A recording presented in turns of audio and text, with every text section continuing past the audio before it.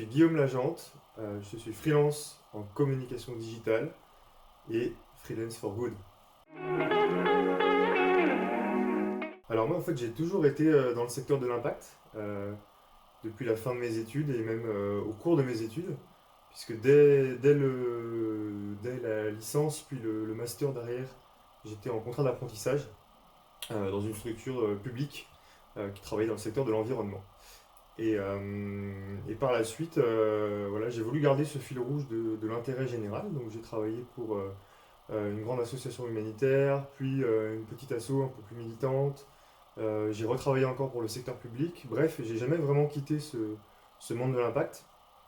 Et du coup, au moment où j'ai eu envie de quitter le monde du salariat, c'est tout naturellement que j'ai voulu garder ce, euh, ce positionnement et voilà, cette spécificité, tout simplement parce que c'était en moi, c'était vraiment mes valeurs et c'est ce que je voulais défendre à travers mon travail.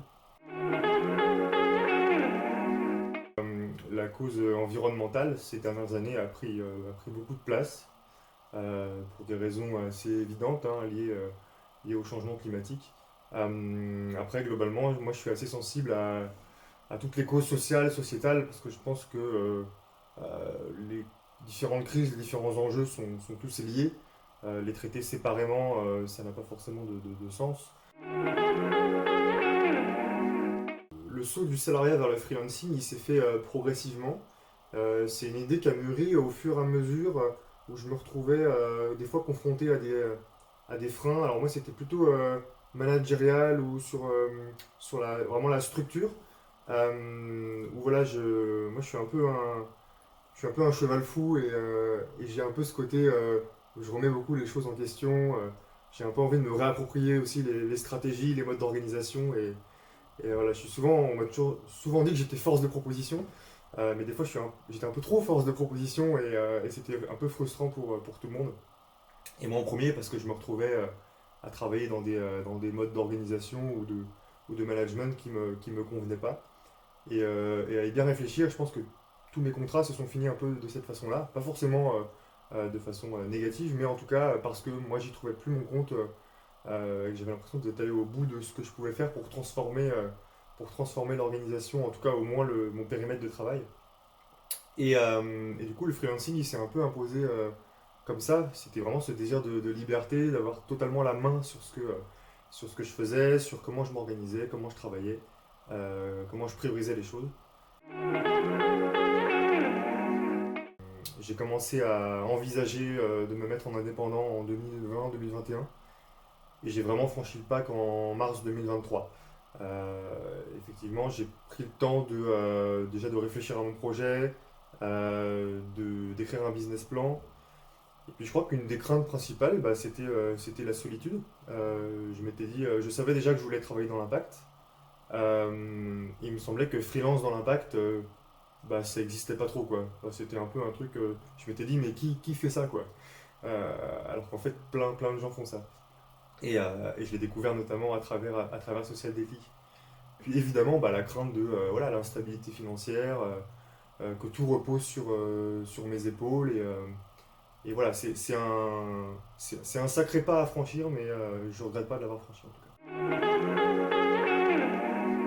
Moi, la période à laquelle je me suis lancé en freelance, elle a coïncidé avec un événement important dans ma vie, qui est la naissance de ma fille, qui m'a donné l'opportunité de quitter le salariat pour être présent dans ce moment.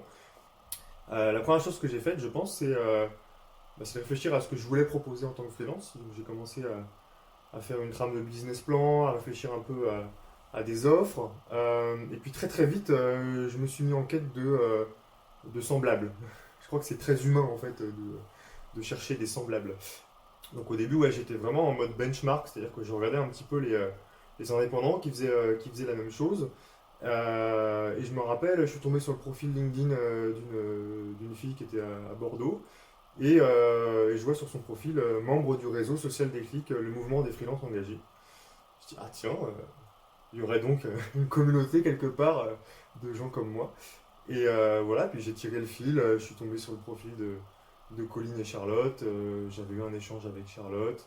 Et après, ça s'est fait assez vite, je crois, parce que J'ai découvert Social Déclic en novembre ou début décembre 2022 et j'ai intégré la promo du programme Freelance for Good en janvier 2023. Alors je pense que je cherchais avant tout comme je le disais, hein, des semblables, c'est-à-dire que j'avais ce besoin de ne pas me sentir seul sur mon petit bateau. Je voulais aussi voilà, avoir un regard extérieur sur ce que j'avais déjà commencé à construire de mon côté, en termes d'offres, en termes de réflexion autour voilà, de comment je me positionnais, comment je me présentais, les structures que je voulais cibler. J'avais bien conscience que même si j'avais une expérience dans le domaine de l'associatif, j'avais pas forcément une fine connaissance du secteur de l'économie sociale et solidaire, des labels d'impact. Donc le programme m'a apporté aussi un peu tout ça. Et puis, quelque chose qui n'était pas forcément une attente à la base, mais que le programme m'a quand même apporté, c'est la réflexion sur soi. On nous fait pas mal travailler sur la notion du pourquoi, voilà, sur ce qui nous motive, ce qui nous anime, pour pouvoir en tirer aussi un positionnement et derrière des offres. Et ça, c'est une étape que moi, j'avais carrément zappé en fait dans mon travail, dans mon coin. Il se trouve que pendant le programme, il y a eu des atomes crochus vraiment forts avec les personnes qui étaient dans la même promo que moi. On s'est vraiment rendu compte qu'on n'était pas là par hasard, qu'on partageait vraiment des choses au-delà des aspects professionnels. Et ça m'a vraiment donné envie de garder contact avec ces personnes en fait. Et qui plus est, en intégrant la communauté, d'avoir des contacts avec d'autres décliqueurs qui n'étaient pas forcément de la promo du programme que j'ai fait. Mais voilà, d'avoir ces connexions vraiment riches. Et en plus, il y a un aspect régional maintenant chez Social Déclic, c'est-à-dire que moi qui suis en région Île-de-France, j'ai accès à des événements, à des expériences à l'échelle de ma région. Donc régulièrement, on fait des coworking, on a fait une fresque, la fresque des nouveaux récits, dans un lieu absolument magnifique à quelques kilomètres de chez moi. Donc bon, là, je parle plus des événements en présentiel et c'est pas les plus nombreux, mais après, on est connecté tous les jours à travers Slack, donc on a quand même la possibilité d'échanger dès qu'on a besoin d'un coup de main ou on peut répondre aussi on a répondu à des appels d'offres en équipe. C'est extrêmement riche en fait en termes de contenu et en termes d'interaction. Et donc voilà, c'est une sorte, moi je trouve que c'est comme une sorte de rampe à laquelle on peut s'accrocher en montant l'escalier quoi. Donc moi, je me suis investi dans la construction de la Déclic Academy, donc qui est cet organisme de formation intégré à Social Déclic. Parce que je donnais déjà des cours à l'université et c'est quelque chose qui me plaisait bien en fait de faire de la formation professionnelle. Quelque chose que j'avais déjà un peu en tête. Et donc j'ai eu l'opportunité de faire une première formation via justement via la Déclic Academy, donc avec Social Déclic.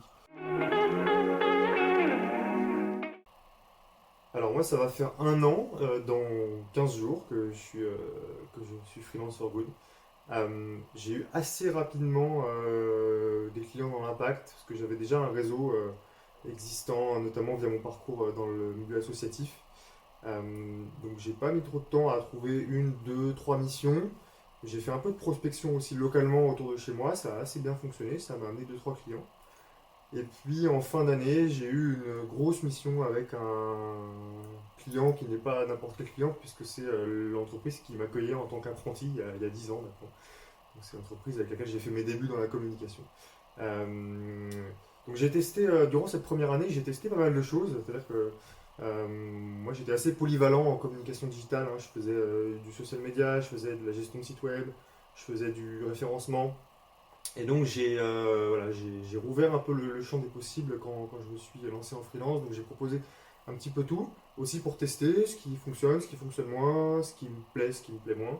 Là, au bout d'un an, j'arrive à un moment où j'ai besoin un peu de me recentrer. Donc je suis un peu en train de reprendre du recul aussi sur ce que je propose, dans quoi je suis le plus à l'aise, le plus expert en tout cas pour essayer de construire une offre qui ait peut-être un peu plus de cohérence par rapport aux structures que je vise et aussi pour essayer de, de maximiser la récurrence dans le revenu puisque bah, un des écueils principaux de la vie de freelance, c'est d'alterner les missions qui rapportent pas mal et puis les mois un peu plus creux.